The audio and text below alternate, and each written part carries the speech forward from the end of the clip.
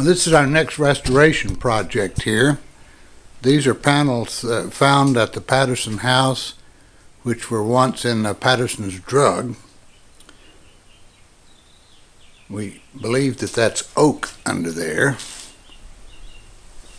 but we're going to, I am going to at least strip this and get it refinished as far as the wood's concerned. There are two of these. The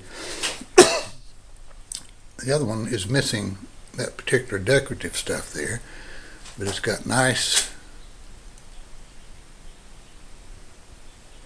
stained glass work in there.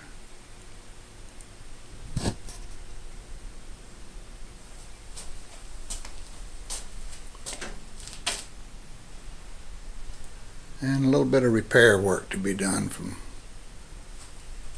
a couple of places. There's actually a corner there of some kind. Okay. Yep. Looks like oak there.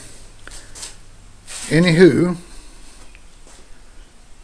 kind of do a before and after here, a before, doing, and after. This will go in the museum.